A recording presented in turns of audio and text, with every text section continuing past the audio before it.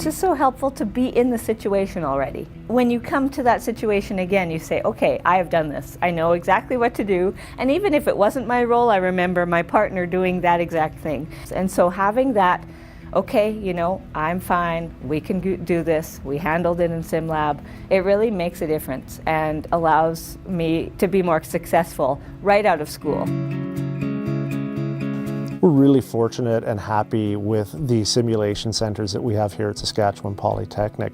We've got 5 sites that are located across 3 of the cities where we have campuses. And I think for us, the simulation centers are a real flagship opportunity for our students. Really proud of them, and we're really excited about what the future holds.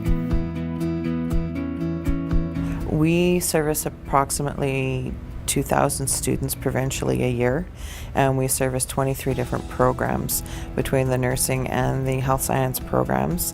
And there's other programs who have expressed an interest in coming to our area. So the interest in using the simulation centers and the organization just keeps on growing, and in ways that we hadn't originally anticipated. Technology continues to change at a rapid pace. The ability to provide our students with current equipment is critical to their transition to the workplace. Many of our equipment requirements are essential to ensuring that our nurses and health science programs are accredited. Students must be able to demonstrate competencies and skills using this equipment before they graduate.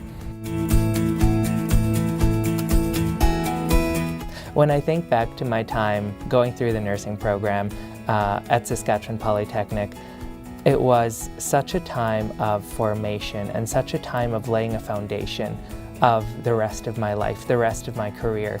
And when I think specifically about the simulation centers, that was a safe place for me to make mistakes and for me to excel.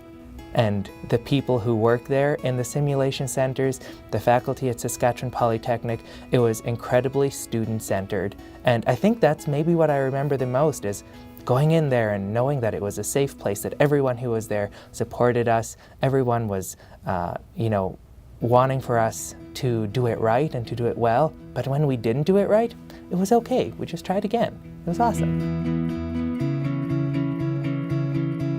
A wide range of equipment is needed. Both low fidelity and high fidelity training is required at all simulation centers, including high-tech mannequins, cardiac monitors, patient lifts, IV pumps, and vital sign monitors. So I did the primary care paramedic program, and then I moved on to do the advanced care paramedic program. I just remember getting my first cardiac arrest coming through the radio, and just being able to apply everything that I learned in the sim center with the patient simulators, and applying that to the person that I was working with and being able to help that person. Because you've done it in simulation, when you're actually doing it to a real client, then you feel more comfortable and you're able to fulfill those things and help that way. Partnerships are needed to help ensure that we are able to complete the equipment upgrades to our simulation centers.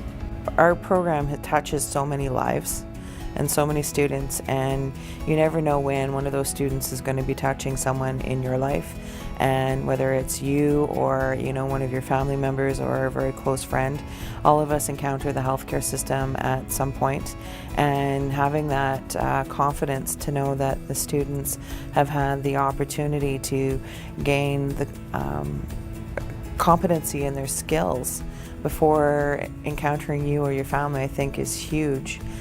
I don't think it's really anything we can assign a dollar sign to, because how do you put a value on having a practitioner that's graduating from a program that is confident to engage in almost every situation they're going to see? How do you put a price tag on the first life that they save?